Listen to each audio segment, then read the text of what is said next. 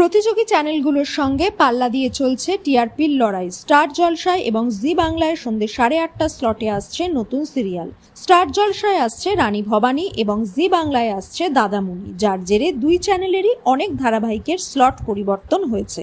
তাই জুলাইয়ের দ্বিতীয় সপ্তাহ থেকে যে টিআরপির হেরফের হবে তা বোঝাই যাচ্ছে। দুই চ্যানেলই নিয়ে আসছে ধামাকাদার এপিসোড।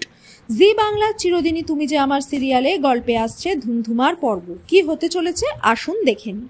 শুরু থেকেই টিআরপিতে এগিয়ে চিরদিনই তুমি যে আমার। জিতু কমল এবং দিতিপ্রিয়া রায় এই প্রজেক্টের মাধ্যমেই বহুদিন পর ছোট পর্দায় কামব্যাক করছেন।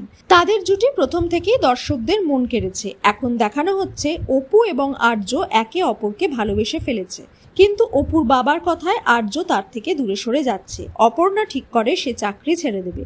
এদিকে তাকে অফিসে টাকা চুরির অপবাদ দেওয়া হয়। এই ট্র্যাক দর্শক মহলেও ভালো সাড়া ফেলেছে, তবে এর মধ্যেও চিন্তিত গল্পের অনুরাগীরা। এরপর কি ভেঙে যাবে আর্য এবং অপর্ণার সম্পর্ক? সেই প্রশ্নের উত্তর দিল চ্যানেল কর্তৃপক্ষ। প্রকাশ্যে এসছে চিরদিনই তুমি যে আমার ধারাবাহিকের নতুন প্রোমোতে দেখানো হচ্ছে রাজনন্দিনী শাড়ির কোনো একটি অনুষ্ঠানের মঞ্চে বক্তৃতা দিচ্ছে আর্য। মঞ্চের একপাশে দাঁড়িয়ে তার মা সকলের সামনে রাজনন্দিনী শাড়ির সাকসেসের ক্রেডিট দিতে আর্য অপর্ণাকে নিয়ে আসে।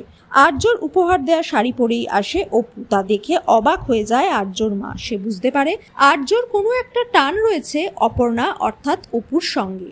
রাজনন্দিনীর সঙ্গে অপর্ণার একটা যোগসূত্র আছে, সেটাও তিনি বুঝতে পারেন। তাহলে কি অপর্ণার পূর্বজন্মের কথা সবার সামনে আসবে? বলা বাহুল্য, গল্পে এই ধরনের ট্র্যাক এলে অনেক ধারাবাহিককেই পিছনে ফেলে দিতে পারে জি বাংলার চিরদিনই তুমি যে আমার।